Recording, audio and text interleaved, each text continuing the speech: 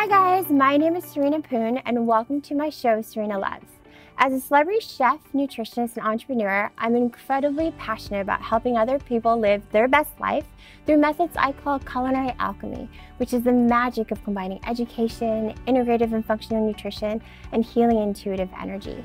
So, with each episode, I'm going to share with you the inspiring stories of some amazing people, incredible entrepreneurs from all different backgrounds who have all overcome challenges in their personal journey to get to where they are today.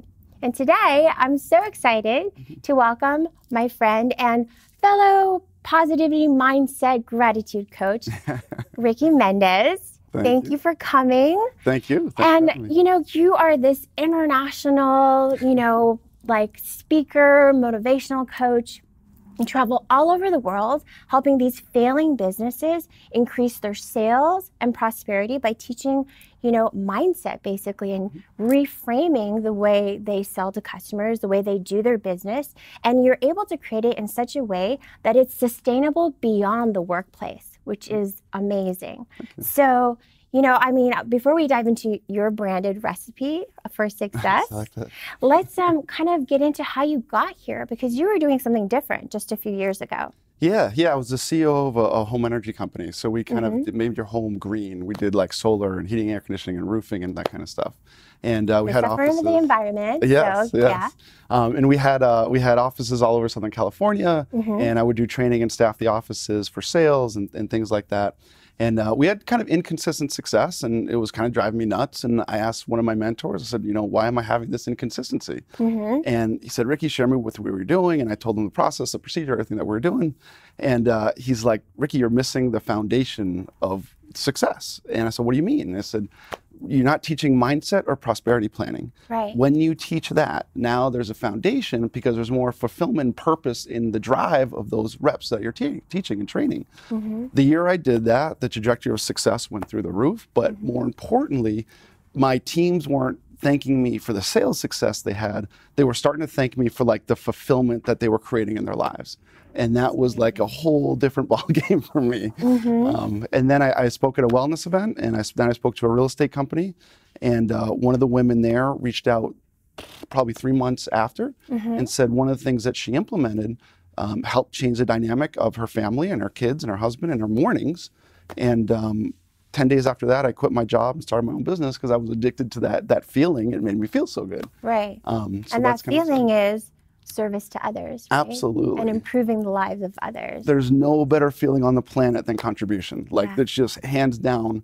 When you experience it, you become addicted to it, which is great because then it flows to other people, and then it's a great thing for other people to experience as well. Sure. Yeah. I often say, as you teach, you learn, right? So it's this like constant cycle of giving back, right? I love that. Great way to learn too, is like once you can teach it, then heck yeah, now I can understand it to a point where I can teach it to somebody else, and then they can teach it to somebody else, and they can teach it to somebody else. And it sounds utopic, but that's kind of how we make the world a better place. So you have like certain pillars, right, that you teach, like these 3 to 5 points of strategy? Yeah, typically 3.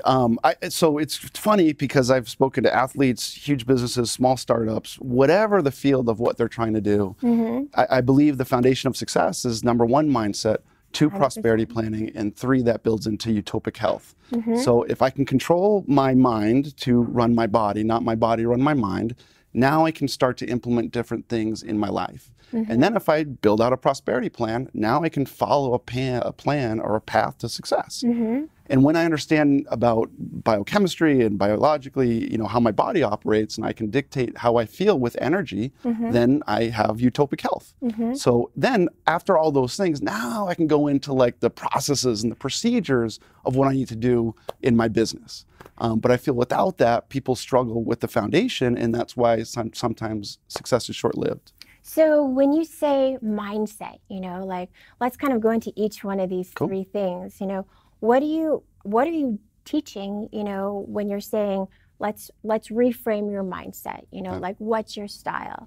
Well, first, I like to really, from what you fire and wire in your brain and the neuroscience behind it and all that stuff, but put simply in like a 30,000 foot view is very simple. If I have a certain thought, it makes me feel a certain way. I have a thought, goes to my hypothalamus in my brain, that thought will secrete a chemical. Very simply put, 30,000-foot view, good chemical, bad chemical. So I will feel good or I will feel bad. Now that emotional state, that feeling will drive whatever action I'm going to, and we all know that action drives a result. So if I can start to learn how to condition consistently my mind to feel a certain way by what I'm thinking about, then therefore I control how I feel, and that means that I live a more fulfilled life, in my opinion. So it's about kind of focusing on the positive thoughts, creating positive feelings, creating positive actions, right? Yes. So what's an example that you would give to like your audience or someone that you're teaching? You know, if they're having a hard time because they have this pattern of thoughts, they're beating themselves down. People do that all the time. All the time. I catch myself doing that sometimes, and it's just like reshift, reframe. Right. But like, do you have a trick? You know, something that it's so simplistic that it's so often overlooked. And I will tell you, the year I started implementing this, I made more money than I ever made. My health and fitness went through the roof. My relationships were best than I ever had, and my contribution goals went through the roof. But it sounds so simple because it is, but it's simply gratitude. So when people come to me and they say, I'm having this, this, this, and this, it's like, time out, slow the game down, tell me one thing that you're grateful for. Right. And they stop and they're like, what? I'm not sure. They're almost like they don't know what you mean. Right. Because it's so simple, you know? Right. And when they start to go into it, I just keep asking, why are you grateful for this? Why? This? Next thing you know, we're talking for 5-10 minutes. And what I explain to them is, in that short amount of time, your mind cannot be grateful and fearful at the same time. Right. It can't be. I can't walk to my right and to my left at the same time. So if I can choose to be in a gratitude state or a grateful state or a positive state, and we get to choose every second of every day of our lives, that is the ultimate power in self-accountability. So it starts with that little tiny shift. And all the companies that I've spoken to, literally all over the world, I have a gratitude poem that I read every morning before I pick up my phone. It is the #1 thing I get asked about out of all of it. And I think I'm talking about this super cool stuff, like the neuroscience and like all this stuff that I like. And every time the thing I'm asked about the most is my gratitude poem. I love that. And I'm going to want you to share that too before we're done today. And I completely agree with you. You know, that's something in how I work with clients as well, that gratitude list in the morning, at night too, before you go to bed, and that's what you're going into your subconscious mind with. It's so powerful, and like you said, so often overlooked. You know, we make time for so many things, and sometimes we don't make time for that 2 minutes, you know, of kind of resetting, reframing our mind and grounding into that kind of energy and that kind of thought pattern.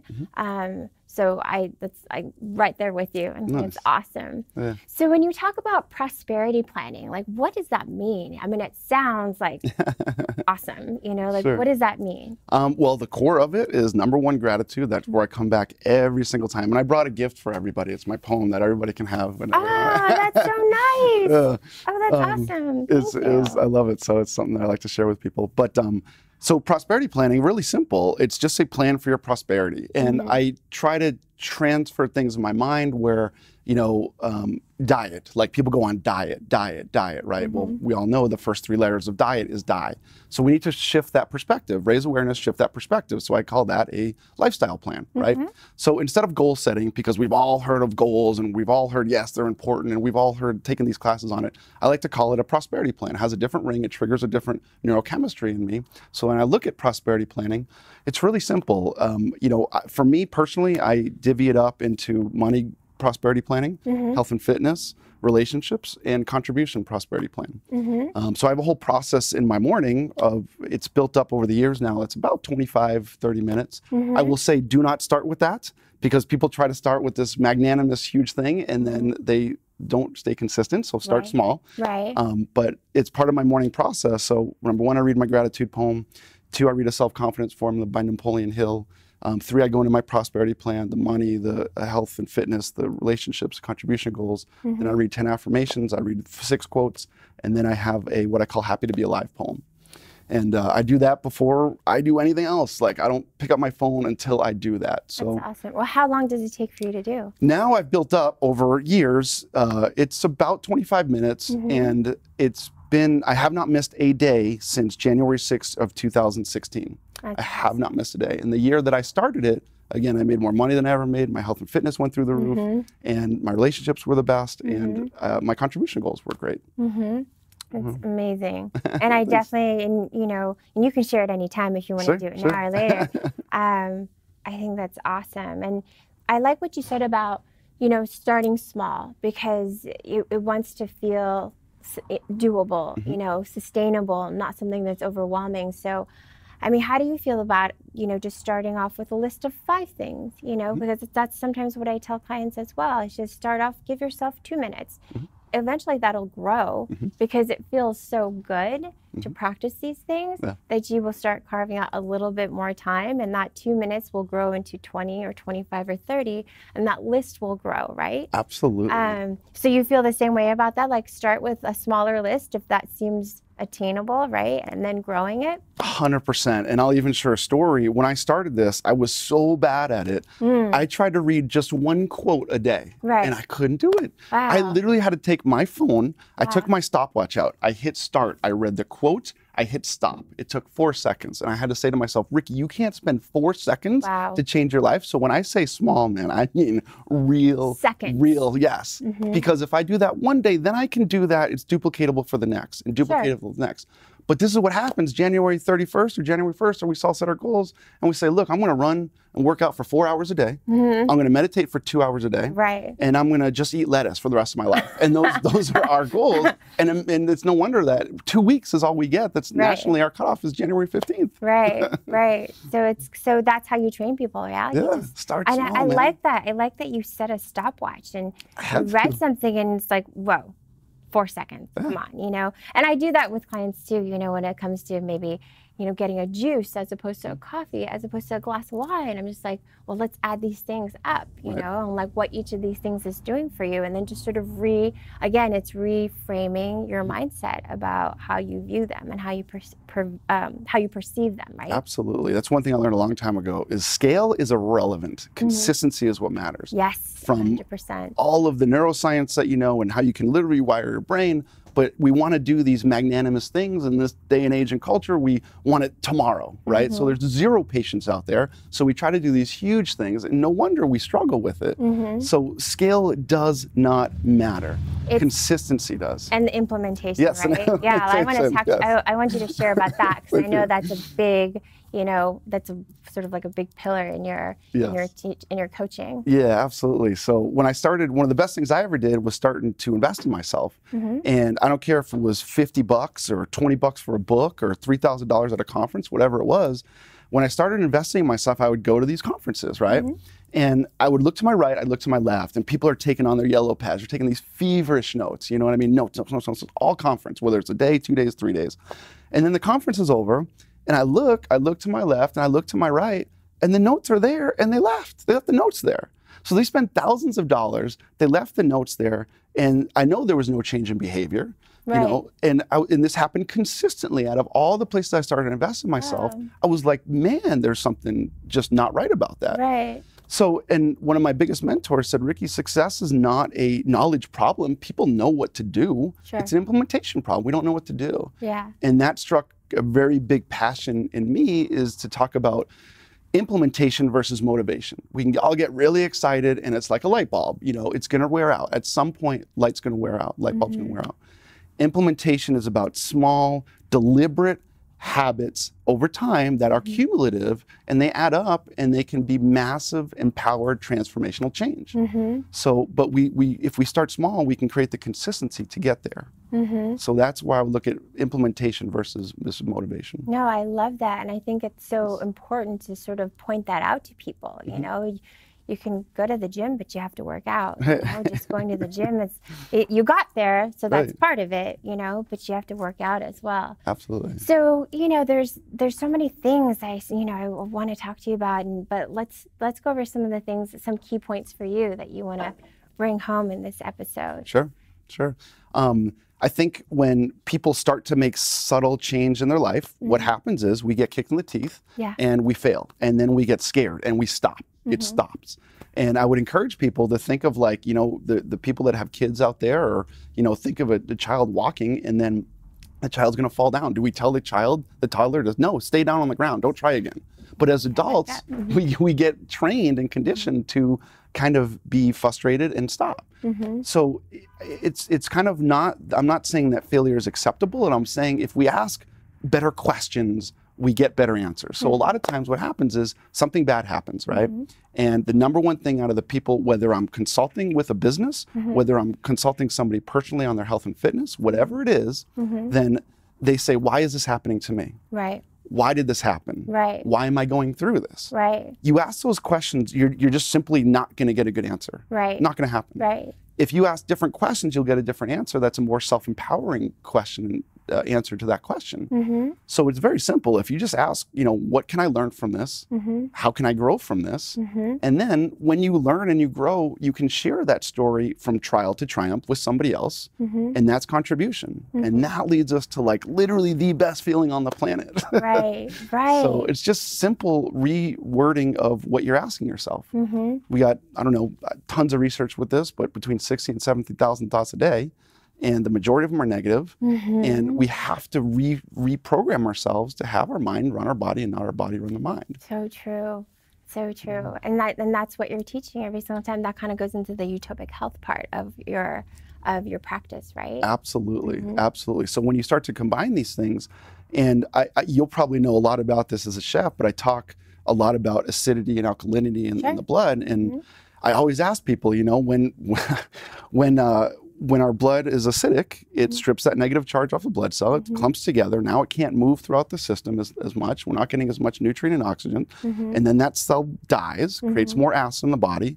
And all these cancer, Alzheimer's, all these things are inflammation. And the Cancer Society, American Cancer Society says, not me, it's not Ricky saying this, American Cancer Society is saying that 90 to 95% of cancer situations is not genetics. Right. Like when I was growing up, I thought that was genetics. I was like, man, I hope I don't get it. Right. And now I've learned about epigenetics, and it's what we think and what we consume and how we move or lack thereof.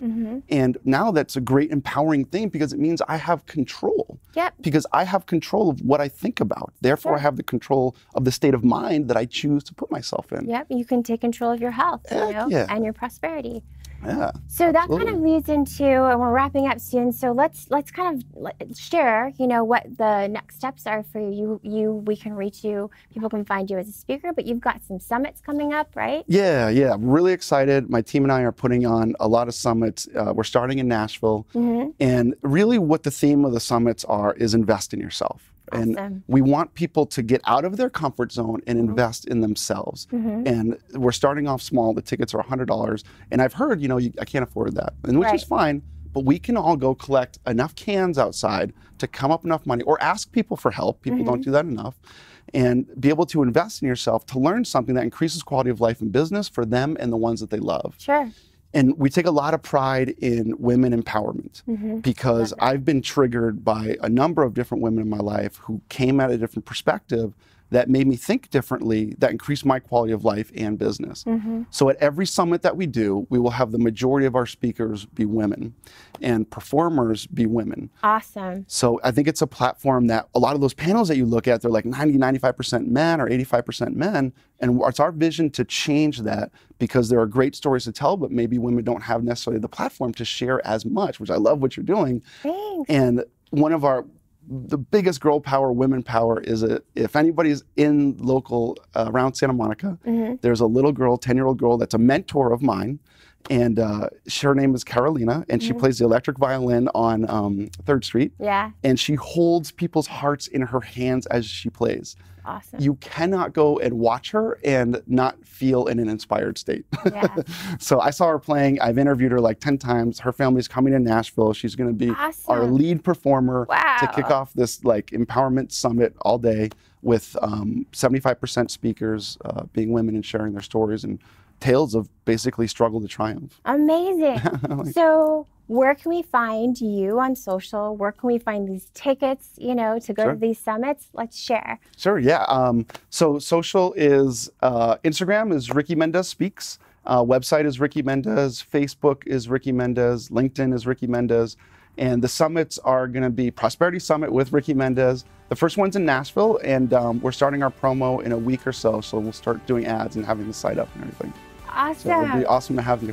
Thank you so much. Thank you so much for coming today. Want to hug it up? Yes, and you guys, you can go to his website and find all of this and his gratitude poems, because we didn't get a chance to go over it, but hopefully we'll get a follow-up in the future. So thanks so much for joining us today on Serena Loves TV. We'll see you next time.